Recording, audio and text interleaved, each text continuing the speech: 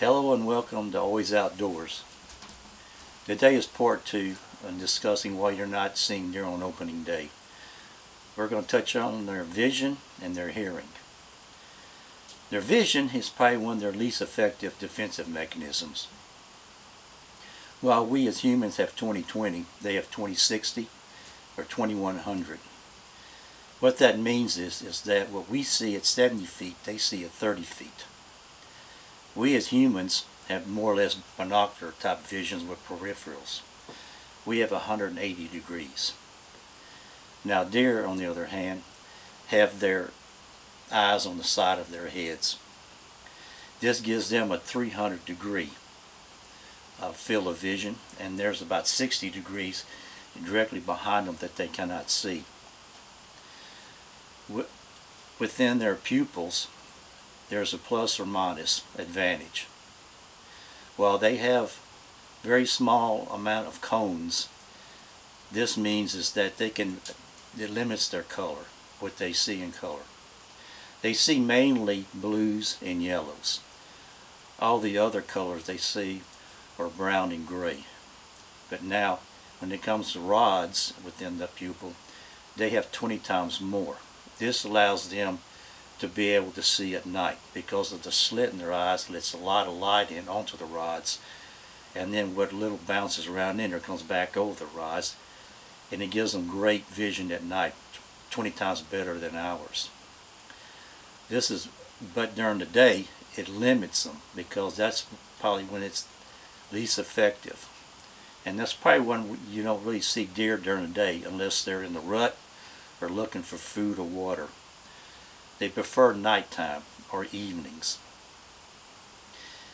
Usually at sundown, their vision increases tenfold. In the mornings when they're going back to bedding, it's the reverse.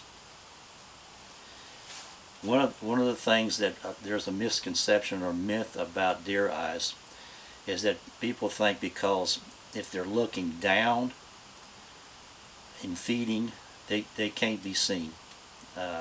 They're up in their blinds or whatever, they can move around. That's a myth. That's not true. Their eyes are basically able to function independently. One can be looking this way, one can be looking that way. And they can also, while their eyes are down, they can rotate their eyes 50 degrees, which makes them horizontal. And they can see just as good when they're down as if they're standing up. So keep that in mind. One other thing, that because of the shape of their eyes and the cones and the rods, is that they don't see depth, contrast, or detail. They see objects more or less moving. So that's one of their negatives. But the problem is because of that 300 degree vision. If someone standing over there to my right or to my left or in front of me, to them it's all one. They see everything at one time. And that's why they're able to pick up on the slightest movement, because they don't have to be looking around. They can process that information 4 times faster than we can. So that is one of their advantages. And also their eyes have no UV blockers. So how do you overcome that? How do you deal with it? Well, you have two options. One, make sure your hunting clothes, as I said in part 1, have no UV brighteners. Number 2, if you're in a situation where they're pretty close and you can't make any movements because they can see you, wait until they turn their heads and they're looking directly the opposite direction and you're looking at the back of their heads. That's your opportunity to make some slow movements, either repositioning yourself or your bow or your gun. That's your 2 options when it comes right down to it. Next, we're going to talk about their hearing. Now their hearing is just almost as good as their ability to smell. Their hearing, they can pick up frequencies we can't, high pitch. They can also pick up low frequencies. That's one of their one of their second best methods of self-defense. Let's say, okay, you're walking in the woods and you're walking on leaves and you're crushing leaves. These deer have very sensitive ears, and depending on the weather, if it's foggy or if it's a clear day and the terrain, they can literally hear you walking those leaves up to 400 yards. They can actually hear a fawn cry even in the woods. Again, depending on the weather, fog muffles sound, and the terrain can have an effect, but it's still, they can pick up like a fawn 45-50 yards. On your grunt calls, your tube calls, they can literally pick up, again, even in the woods, up to 250 yards. You need to keep this in mind because a lot of guys really mess up, really can screw up a hunt real fast. They get on that grunt call, on that tube call, and they lay into it, thinking that they have to really blow hard, like blowing a tuba or something. And that's the last thing you want to do, because they may be a deer 75 yards or 50 yards coming straight to you, and if you blow into that thing as hard as you can, you're going to scare that deer and probably everything else in the woods. When you use that grunt call, it's a low, soft grunt. Alright, low, soft grunt. Don't lay into it. Okay? The other thing that needs to keep in mind is when you're coming and going out of the woods. Remember, their vision at night or late in the evenings increased 18 times. My grandfather once taught me when I was a kid, when you go into the woods, you have to think like an animal. These animals and these deer, especially the deer, they grow up as fawns. They know every sound in the woods. They know what a rabbit makes,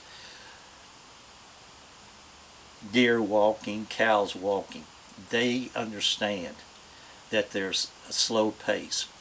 If they see somebody walking fast, crunching on leaves, or even if you're walking on wet leaves, it doesn't matter.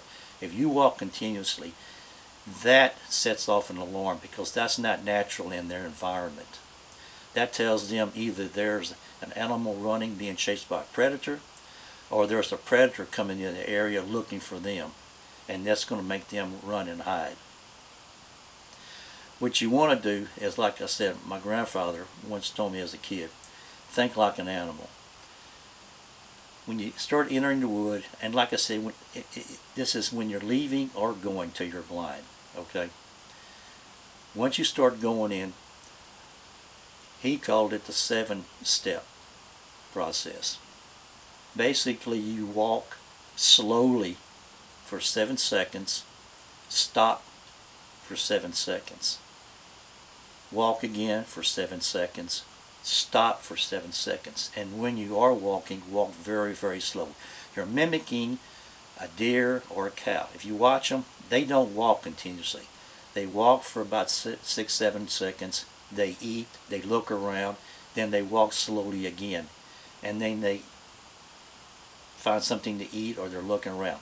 Do this process because what the deer are going to see, if you have no UV brighteners and you're odorless, they see an object moving, okay? And if it's acting like a deer or a cow, they'll notice it, they'll watch it, but it may not spook them, okay? And take that process slowly to your blind, okay? Same thing when you're leaving. You got to remember, if you're leaving in the dark, they're seeing their best and you're not. Use that same process leaving.